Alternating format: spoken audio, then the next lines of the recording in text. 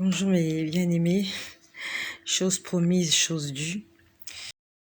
Gloire à Jésus-Christ qui me permet, malgré l'heure, nous sommes le 5 janvier 2022, il est exactement 0h33.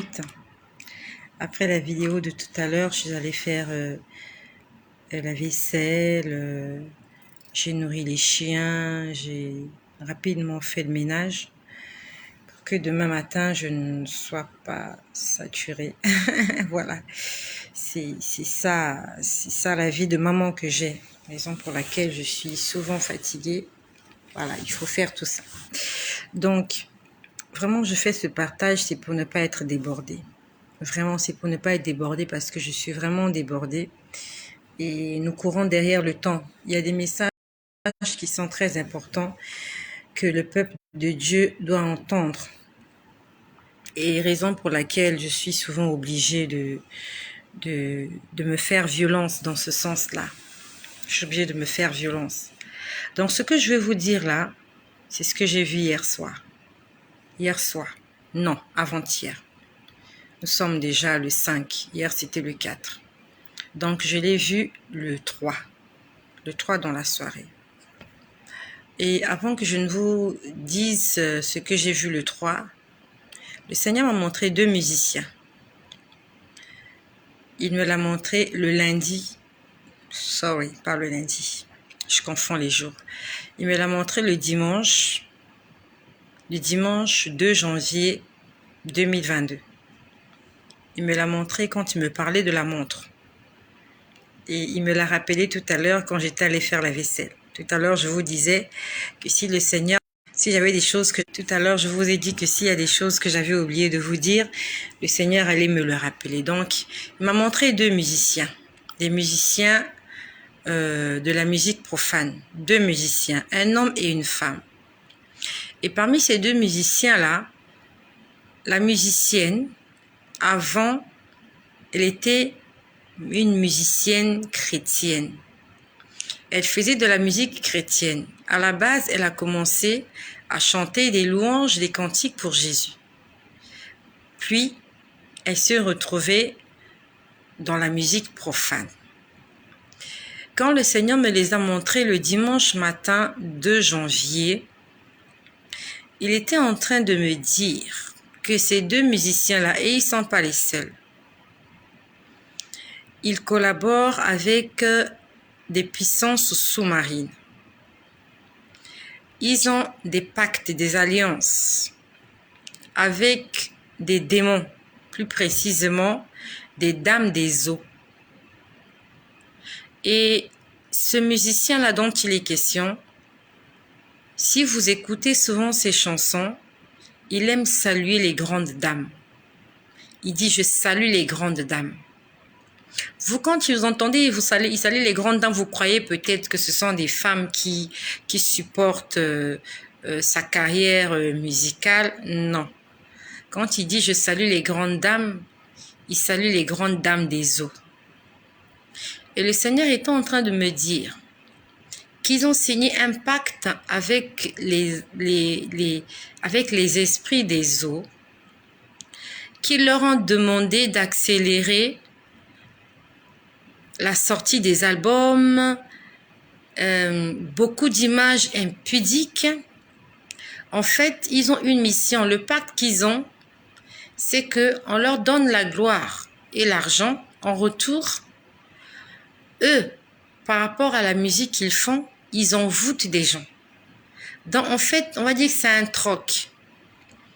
Eux, par leur musique, ils envoûtent des gens. Ils font en sorte que des âmes soient capturées dans le monde des ténèbres. En échange, ces entités démoniaques, diaboliques, maléfiques leur donnent de la gloire, de l'argent, du succès.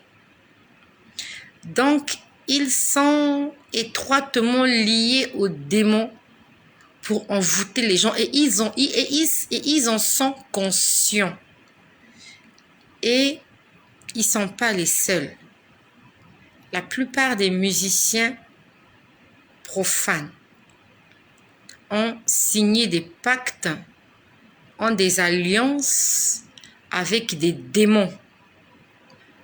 Raison pour laquelle un enfant de Dieu, un véritable enfant de Dieu, n'écoute pas de la musique profane, n'aime pas la musique profane. En fait, ça ne doit même pas faire partie de ton vocabulaire. Parce que c'est de la musique qui est inspirée par le diable, dans le but de détruire des vies, de détruire des âmes humaines. Donc, c'était juste un bref aperçu pour ces deux musiciens-là et surtout cette musicienne qui, au départ, chantait d'abord pour Dieu, que le Seigneur ait pitié d'elle. Et quand le Seigneur me montrait cette image, il me demandait de prier pour eux afin qu'ils soient sauvés. Vous voyez, ils ont détruit des vies, ils ont tué des gens, ils ont sacrifié des vies. Et pour terminer, eux, ils seront sauvés. Mais toi, qui as écouté leur musique, toi qui as été envoûté, ta vie est gâchée. Il faut voir les témoignages de tous ces hommes-là sur YouTube. Ex-magiciens, ex-sorciers, ex-occultistes. Ils ont sacrifié des gens, ils ont tué des gens, ils ont fait des choses. Les autres sont partis. Les autres sont morts. Les autres sont en enfer. Mais eux, ils ont fini par rencontrer le Seigneur. Raison pour laquelle ne laisse pas quelqu'un diriger ta vie. Ne laisse pas quelqu'un te dire ce que tu dois faire. Ne laisse pas quelqu'un te montrer le chemin à suivre. Demande au Seigneur de te montrer le chemin à suivre. Demande au Seigneur de conduire ta vie. Demande au Seigneur de te dicter ce que tu dois faire, où tu dois aller, qui tu dois rencontrer. Parce que, in fine, tous ceux qui t'ont trompé,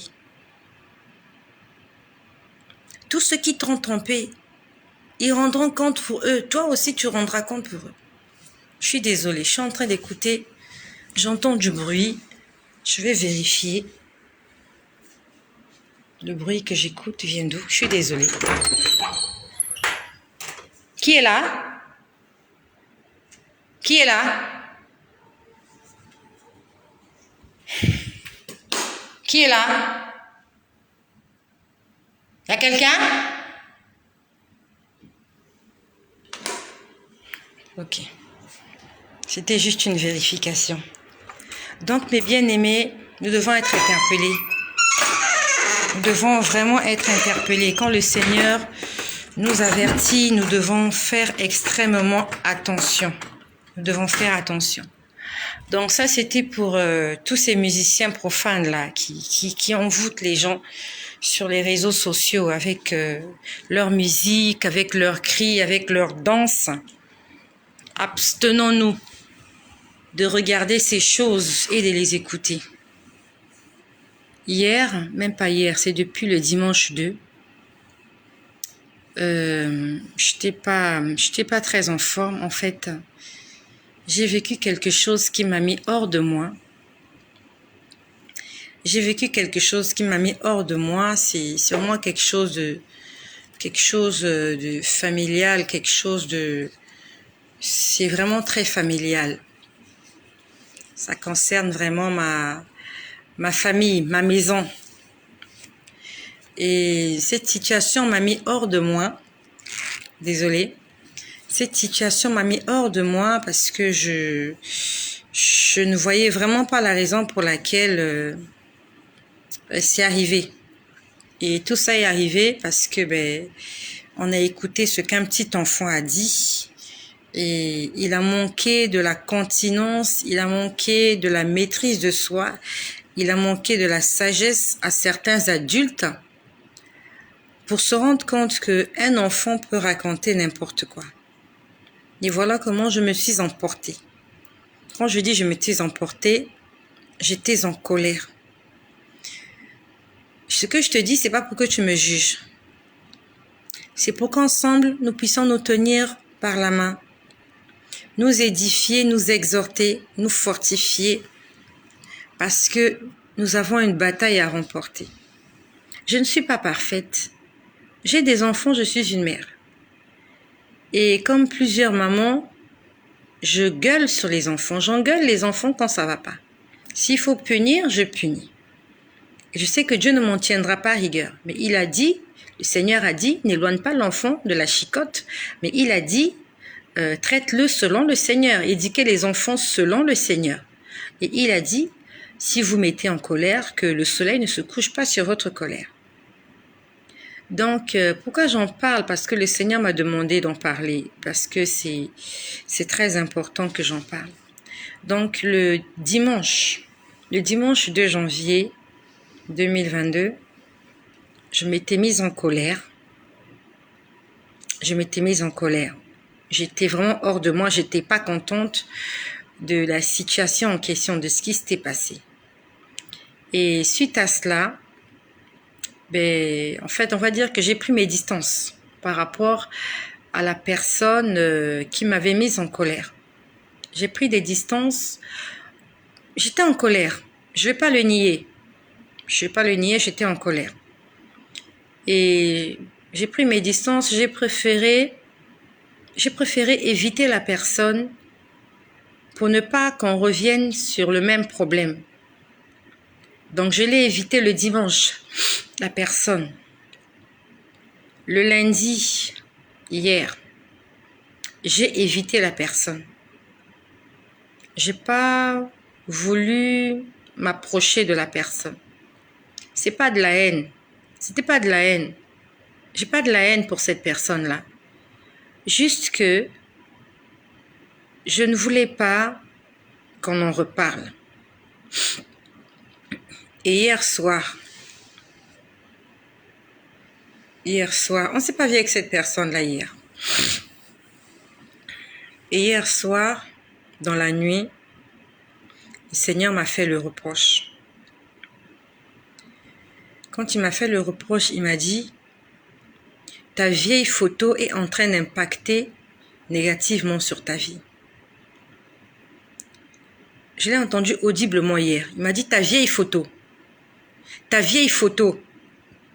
est en train d'impacter négativement sur ta vie. Il y a des moments où Dieu parle en parabole et nous avons besoin de sagesse. En fait, quand il disait ma vieille photo, c'était mon ancienne identité. Il y a des femmes aujourd'hui qui sont devenues de grandes chrétiennes, mais elles ont des photos où elles sont habillées comme des prostituées. Elles ont des photos où elles sont carrément des drogués. Il y a des hommes de Dieu aujourd'hui, dans leur passé, ils étaient des gays.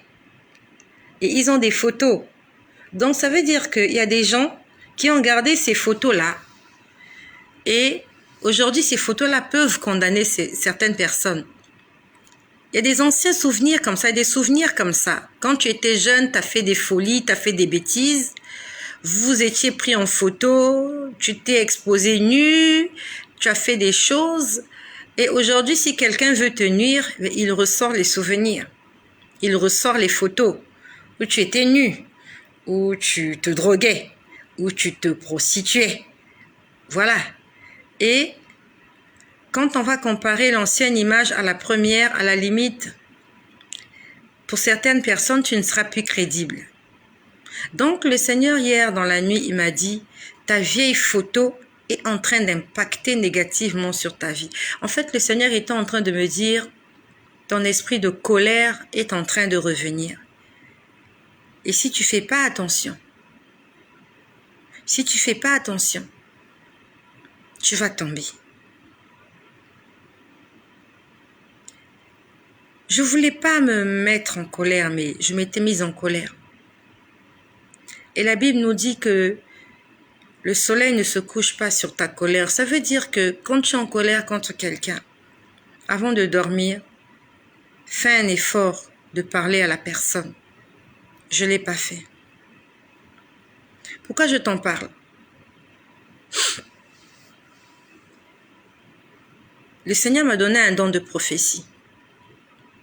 Le Seigneur me parle et je le sais. Et plusieurs personnes le savent. Sauf que nous pouvons tout perdre pour rien du tout. C'est pas parce que Dieu se sert de nous que nous sommes d'office qualifiés. J'ai mal au cœur de le dire, mais ce qui est sûr, c'est que si Jésus était revenu hier soir, je ne sais pas si je serais partie. Si Jésus était revenu hier soir, je ne sais pas, parce qu'il est venu me faire le reproche la nuit. Ça veut dire que pour lui, il y avait quelque chose à corriger. La Bible nous dit, le juste tombe 7 fois et à chaque fois, il doit se relever. Si le Seigneur est venu me faire le reproche, ça veut dire que j'étais tombée et que je ne me suis pas relevée. Nous devons faire extrêmement attention. Je dois faire attention. Je dois faire attention à la colère.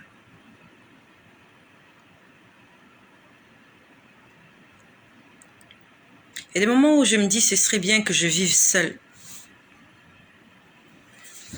Si je vivais seule, il y a des choses de ce genre ne seraient peut-être pas arrivées. Toi qui vis seule, tu rêves d'avoir des gens autour de toi. Peut-être que tu m'envies. Tu as envie comme moi d'être mariée, d'avoir un mari, d'avoir une femme, d'avoir des enfants. Et peut-être que tu les as pas et tu es en train d'accuser Dieu, tu condamnes Dieu. Peut-être que Dieu ne veut pas que tu puisses avoir toutes ces choses pour ton bien. Peut-être que c'est pour ton bien. La Bible nous dit en toutes choses, rendez grâce au Seigneur. Tu n'as pas d'enfant. Quelque part, comme moi, contrairement à moi, il y a des raisons pour lesquelles tu ne vas même pas te fâcher. Je hurle sur les enfants, je les engueule quand ils ont fait des bêtises, parce que j'en ai.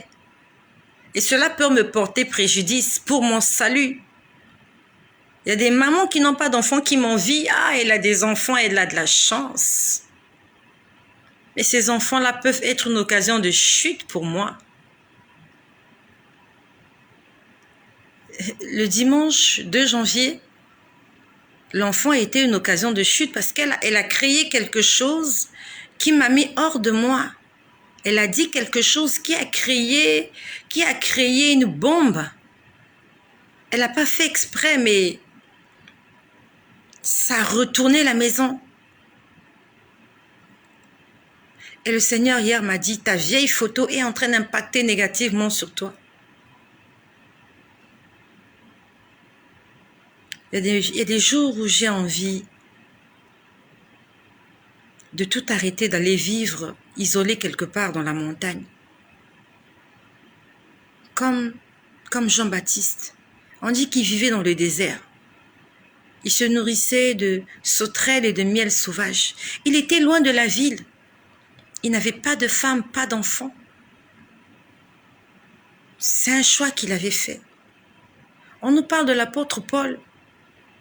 Il avait décidé de ne pas vivre en couple. Beaucoup de disciples ont fait ce choix de vivre seul. Notre Seigneur, il était seul, il n'était pas marié, il n'avait pas d'enfant. C'était pas ça sa mission, venir sur terre, se marier, avoir des enfants, c'était pas ça sa mission. Qu'est-ce qui dit que Dieu n'a pas envie que tu restes un eunuque? Peut-être que tu as ton enfant et peut-être que Dieu veut juste que tu restes comme ça. Toi, tu cherches à te marier. Peut-être que cet homme-là, il va t'empêcher d'hériter le ciel. Peut-être, j'ai pas dit que c'est vraiment ça. Tu as envie d'avoir plusieurs enfants, d'en avoir 6, 5, 10, 8, 22. C'est vrai, c'est bien d'être entouré. Mais est-ce que tu penses à tous les risques? Tes enfants vont t'énerver, ils vont te créer des problèmes, ils vont te stresser, tu vas avoir des montées de tension. Tu seras maman, oui, mais à quel prix? J'ai été en colère parce que je suis une mère. J'ai été en colère parce que je suis une femme, une épouse. Si j'étais célibataire sans enfant, j'aurais d'autres problèmes à régler. Je serais en train de prier toute la journée pour que Dieu me donne ces choses. Mais aujourd'hui, Dieu me les a données et ces choses sont des occasions de chute pour moi. Le Seigneur hier m'a parlé. devons faire attention à la colère. C'est quelque chose qui est difficile à gérer. Qui dira qu'il ne se met pas en colère? Tout le monde se met en colère. Et je te laisse imaginer le nombre de personnes qui vont rater l'enlèvement parce qu'ils seront en colère. Je te laisse imaginer. En fait, hier, quand le Seigneur m'a réveillée pour me dire ta vieille photo est en train d'impacter sur ta vie, je me suis dit,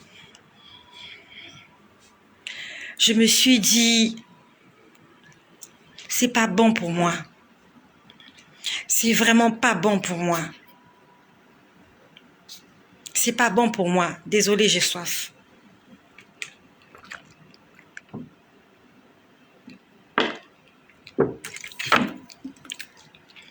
On doit faire attention à la colère. La colère, c'est notre ennemi. La colère, c'est l'enfer. Mais bien aimé, attention à la colère. Je ne sais pas comment on fera. Honnêtement, je ne sais pas comment on fera. Vous imaginez quelqu'un qui a sacrifié sa vie pour Jésus. Quelqu'un qui a prêché sur les réseaux sociaux. Quelqu'un qui a évangélisé, quelqu'un qui a prophétisé. Et voilà comment tout va bien. Tu vivais dans la chasteté.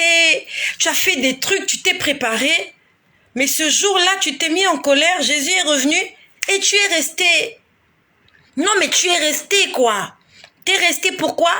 Ben parce qu'il y a quelqu'un qui vivait avec toi qui t'a mis en colère. Il y a quelqu'un qui était à tes côtés. À la limite, tu aurais dû vivre seul. Tu aurais dû rester seul. Tu as besoin d'enfants. Le Seigneur le sait, je le sais aussi, que c'est important. C'est important d'avoir des enfants. C'est important d'être marié. C'est important. Mais si tu n'as pas encore toutes ces choses, ne te plains pas.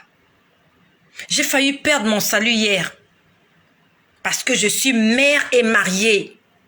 Que le Seigneur nous délivre de la colère. Moi, je me disais, je n'étais pas en colère, mais pour Dieu, j'étais toujours en colère parce que depuis le dimanche, je n'ai pas adressé la parole à cette personne. Moi, je me suis dit, j'évite les problèmes. Mais Dieu, il n'a pas vu ça dans ce sens-là. Pour Dieu, pour le Seigneur, il se dit, comme tu ne lui as pas encore parlé, donc tu es en colère contre lui. Oh mon Dieu, je dégoûte cette situation. Je suis dégoûtée de cette situation. Je suis dégoûtée de cette situation. J'aimerais ne pas être victime de ça. J'aimerais ne pas être victime de ça. Que le Seigneur nous aide, que le Seigneur ait pitié. Seigneur, aide-nous. La colère. Il est venu me reprocher hier la colère. Après, il m'a montré, il m'a demandé de prier pour les petits-enfants, pour les bébés. Pour les bébés. Parce que je voyais qu'on voulait arracher un bébé des mains de sa mère. Je voyais quelqu'un qui essayait d'arracher un bébé. La maman était en train d'allaiter l'enfant et il y a quelqu'un qui voulait arracher. Donc, il y a quelqu'un qui voulait prendre cet enfant. Il y a quelqu'un qui voulait tuer un bébé. Un bébé qui tète encore. Un bébé qui ne s'assoit pas, qui fait même pas ses pas. Un bébé qui est innocent, il n'a jamais péché, il n'a jamais rien dit. Tout ce qu'il sait faire, c'est pleurer et faire dans sa couche. Et il y a quelqu'un quelque part, même pas il y a quelqu'un, il y a des gens comme ça, qui veulent faire souffrir des mamans. Qui veulent que des mamans aient le cœur meurtri, qu'elles maudissent Dieu, qu'elles perdent la foi. 9 mois de grossesse. Tu sors de l'hôpital avec ton bébé, tu vas à la maison avec et tu perds ton bébé. Oh, quelle douleur. Donc, en fait, c'est ça qui m'a réveillée. En fait, j'ai commencé à prier pour les bébés. J'ai dit, Seigneur, non, je refuse. Je refuse qu'on arrache des enfants d'entre les mains de leur mère. J'ai dit, je refuse. J'étais en colère. J'étais en colère parce que je me dis qu'une femme qui a fait 9 mois de grossesse, plus un accouchement difficile, n'a pas le droit de perdre son enfant. Elle a le droit de voir cet enfant grandir. Pourquoi arracher les mains de sa mère? Un enfant en train de téter sa mère. Et vous voyez quelqu'un, un esprit impur, quelqu'un de méchant, mauvais, essayer de prendre l'enfant. Non mais ça m'a énervé, j'étais énervée. J'ai commencé à prier, j'ai commencé à détruire, j'ai commencé à renverser, j'ai commencé à briser. J'étais en train de prier pour tous les enfants du monde entier. Et pendant que je priais pour les enfants du monde entier, le Seigneur me montrait les élèves qui vont à l'école. Il me montrait une jeune fille. Non, elles étaient même deux. Je ne sais pas qui sont ces jeunes filles-là. Elles étaient deux. Ce sont des élèves. Je crois qu'elles doivent être au collège. Le Seigneur ne m'a pas donné leur nom. Mais il pouvait me montrer qu'on faisait tout pour détruire la vie de ces filles-là. Je les voyais en train de jouer, en train de rigoler, de s'amuser. Elles étaient deux. Je ne sais pas si elles sont deux copines ou deux sœurs. Mais je pouvais sentir qu'il y avait un danger autour de ces filles-là. Et même pas seulement autour de ces filles, autour de tous les enfants du monde entier. Il y a des dangers. J'étais énervée parce qu'il s'agissait des enfants et que moi, j'ai des enfants. J'étais tellement énervée. Je me suis levée, j'ai commencé à prier, j'ai commencé à détruire, j'ai commencé à renverser. J'étais tellement énervée. Comme on dit là, c'était maintenant une saine colère. La colère que j'avais là m'amène pas en enfer. C'était la colère contre les esprits impurs. On a le droit de se mettre en colère contre les esprits impurs. Mais on n'a pas le droit de se mettre en colère contre notre prochain.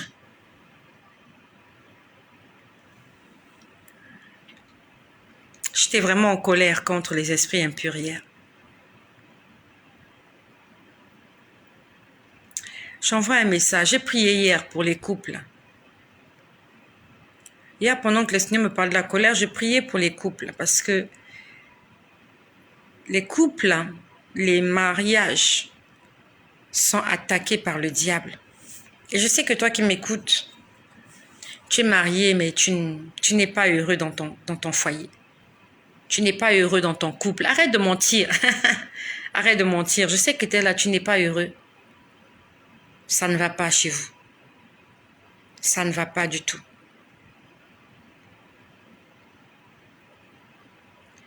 Je prie que le Seigneur vous vienne en aide. Parce que si Jésus revient et qu'on est toujours en colère les uns contre les autres, nous allons tous rester à cause de la colère. Parce que tu as voulu te mettre en couple, parce que tu convoitais le mariage. Tu croyais que le mariage, c'était le terminus. Que si tu n'es pas marié, tu n'as pas de sens dans la vie, il faut que tu sois marié. Est-ce que tu sais les risques que tu cours? Ton salut peut y rester. Des milliards de couples. Je sais que vous êtes nombreux là, vous me suivez. Ça ne va pas dans vos couples. Ça ne va pas dans vos foyers. Dans vos maisons, ça ne va pas. Vous ne vous parlez pas. Vous êtes en colère. Ça ne va pas dans les couples. Et quand on est devant les gens, on fait semblant. On essaye de sauver les meubles. Mais au fond, ça ne va pas. Même chez les enfants de Dieu. Vous les voyez à l'église le dimanche. Quand ils sont chez eux, ils ne se causent pas. Ils ne se parlent pas quand ils sont chez eux. Mais ils sont obligés à l'église de chanter, de faire des choses. Juste, voilà, pour.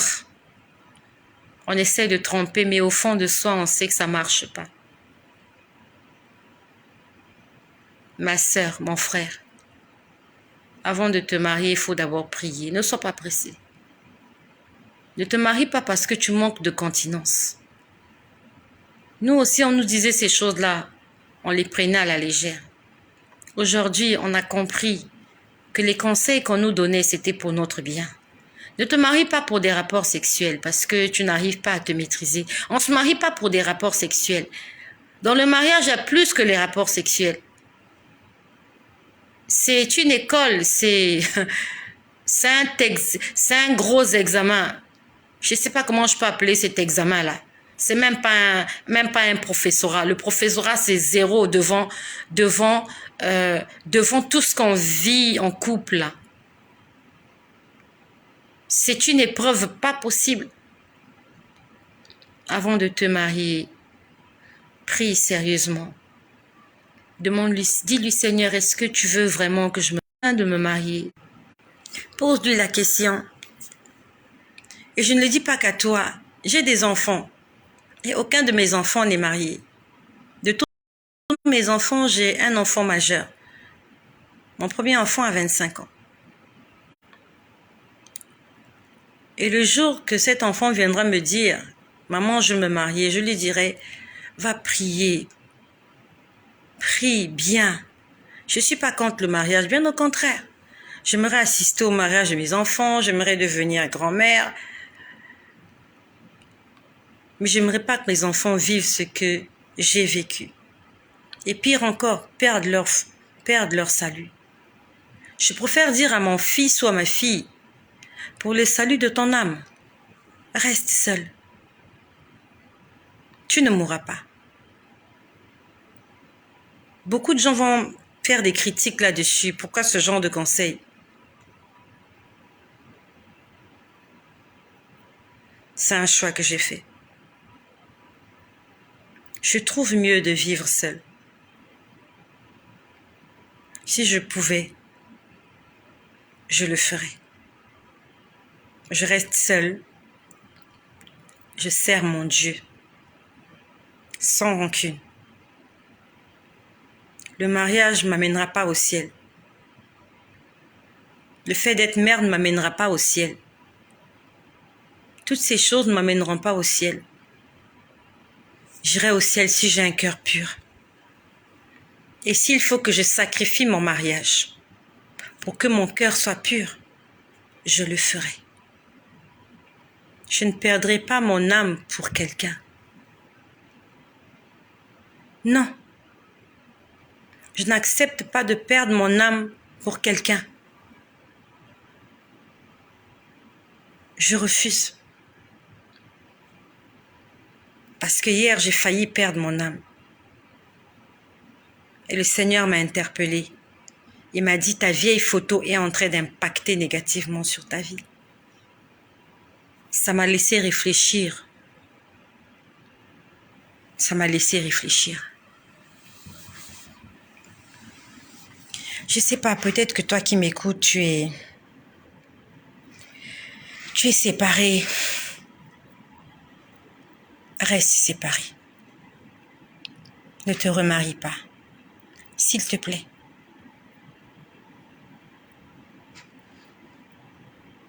Ne te remarie pas. Ça ne sera pas meilleur. Ça ne sera pas mieux que la première. Je sais qu'il y a des gens qui vont faire des commentaires. Faites les commentaires. Je suis en train de parler par rapport à mon expérience. Aucun homme n'est parfait. Même les hommes de Dieu, c'est pas parce que tu vas épouser un pasteur que ça sera tous les jours beau chez vous. Pour le salut de nos âmes. C'est mieux qu'on reste des amis. Parce que quand vous êtes des amis, c'est plus facile de se réconcilier que lorsque vous êtes un couple. C'est plus facile à deux amis de régler leurs problèmes qu'à un couple. C'est difficile pour un couple, surtout quand vous êtes tombé très bas. Vous êtes tombé très bas. Il y a eu des mensonges, il y a eu de ceci, il y a eu de cela, il y a eu de l'hypocrisie, il y a eu de la jalousie, il y a eu des tromperies. C'est difficile. Alors que ta copine, si vous êtes chamaillé, même si vous êtes sorti avec le même garçon, ça peut arriver qu'on oublie. On oublie, on fait table rase, on passe. Mais quand ta femme t'a trompé, combien d'hommes pardonnent les femmes qui les ont trompés? Les hommes ne pardonnent pas. Quand une femme a trompé, non, elle va dehors. Et même les femmes, quand ton mari t'a trompé, même si tu continues à rester là, au fond, il y a quelque chose au fond là-bas. Même si c'est 20 ans plus tard, la chose est là. Même si tu as accepté, il a fait des enfants dehors, il a, oui, tu es toujours là, mais la chose est là, la sémence est là. Elle peut se réveiller. Mais si tu vis seul, vous voyez en chemin, vous dites bonjour. Vous vous appelez au téléphone, vous dites bonjour. Mais quand vous vivez dans la même maison, Quand vous vivez dans la même maison, il y a un qui dort au salon, il y a l'autre qui dort au garage. Et si Jésus revient, vous deux, vous restez. Avec votre Bible, vous allez rester. Avec votre ministère, avec vos prophéties, avec vos visions, avec, vous allez rester. Je suis désolée, hein. Je dis ce que je pense. J'aime pas le mariage. Le mariage est une occasion de chute. C'est une institution de Dieu, que Dieu soit loué. Mais il y a des gens qui ne sont pas faits pour se marier, comme nous autres. Nous là, on est fait pour servir Dieu seul. Moi, je suis faite pour servir Dieu seul. Ça commence à me faire peur. Ça commence à me faire peur. Parce que si le Seigneur commence à m'interpeller, on est dans la fin des temps, tous les jours je viens dire, ah c'est la fin des temps, tout à l'heure je vous ai dit, chacun porte sa montre, moi-même je suis au courant, je suis sensibilisée. Mais si je dois rester par rapport,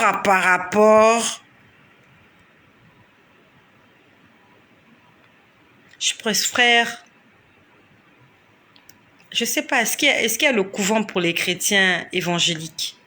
Est-ce qu'il y a le couvent? Est-ce qu'il y a le couvent pour les chrétiens évangéliques? Moi, je veux servir Jésus. Je ne veux pas perdre mon salut. Je ne veux pas. Je refuse. Je refuse. La Bible nous dit, fuyez l'impudicité. Moi, je dis, fuyez la colère. Je fais tout pour fuir la colère. Quitte à vivre seul. Hein? Moi, c'est pas l'impudicité que je fuis. Moi, je fuis la colère. J'ai pas envie de rester. J'ai vu la fin du monde, j'ai vu la tribulation, j'ai vu ce qui va se passer après le retour de Jésus. J'ai pas envie de vivre ça. Seigneur, aide-moi. Seigneur, aide-moi. Vous qui êtes mariés là, ou les célibataires, ne me demandez pas des conseils. Moi, je ne suis pas pour le mariage. Allez demander les conseils à ceux qui veulent rester en couple. Je suis désolée. Pour moi, vraiment, je suis désolée. Je suis désolée. Je veux me marier. Maman, je veux me marier. Vraiment, je suis désolée parce que moi-même, là, le mariage, là, c'est pour moi une occasion de chute. Ah, faut pas rire.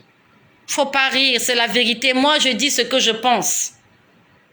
Si quelqu'un veut me voir, tu veux te marier, j'ai dit, va prier ton Dieu. Va bien prier. Est-ce que Dieu veut que tu te maries? Parce que moi, là, moi, c'est peut-être parce que j'ai fait mon parcours et voilà. Quand j'étais jeune aussi, et ben voilà, je fais mon parcours honnêtement. Quand je reste assis, je fais le bilan. Je me pose la question, madame, entre célibat et mariage, que préférez-vous? Je dirais célibat. Célibat. Je sers Dieu. Je suis en paix avec tout le monde. On se met en colère le matin. Dès qu'on a fini de se mettre en colère, je t'appelle, on se réconcilie. Chose qui est difficile dans le couple. Dans le couple, c'est très difficile de faire ça. Mais entre collègues, vous êtes chamaillés entre collègues, oh, vous faites la paix très vite.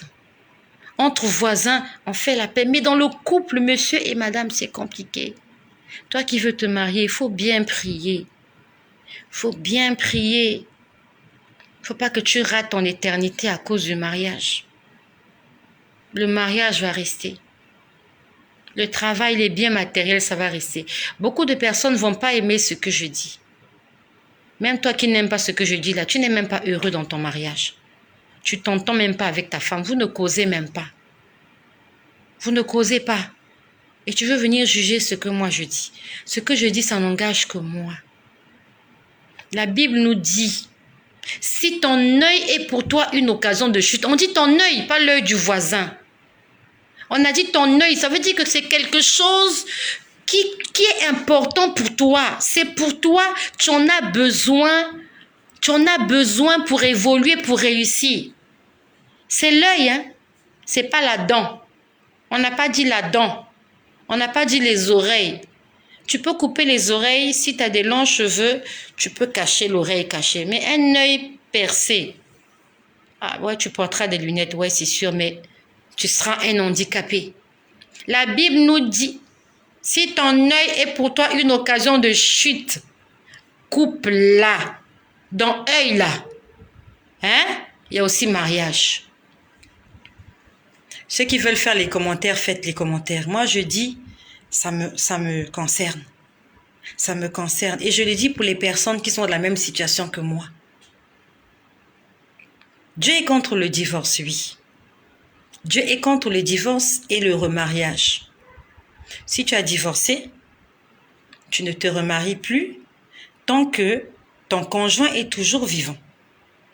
Mais si tu as pris la décision de divorcer, ton conjoint est toujours vivant, que tu ne te maries pas, il n'y a pas de problème. Ce n'est pas un péché devant Dieu. Le péché, c'est divorcer et remarier alors que le conjoint est vivant. Ou bien, comment je peux dire, voilà, c'est ça le péché. Tu te remaries, le conjoint est encore vivant. Ça, c'est un péché. Mais si tu décides de rompre le mariage et de rester seul, là, on t'appelle eunuque. Et la Bible nous dit qu'il y a des gens que Dieu a créés. En fait, ils devaient être des eunuques. Nous autres, là, je crois qu'on devait être des eunuques, mais bon, on s'est retrouvés là.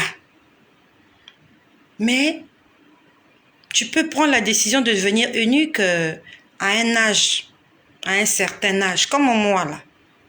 Je ne veux plus des problèmes. Je ne veux plus des problèmes. Je n'en veux plus. J'ai atteint un certain âge et la Bible dit que être eunuque, il faut avoir un certain âge. Et on défend aux jeunes filles de se mettre là-dedans parce que les jeunes filles auront du mal à supporter ça.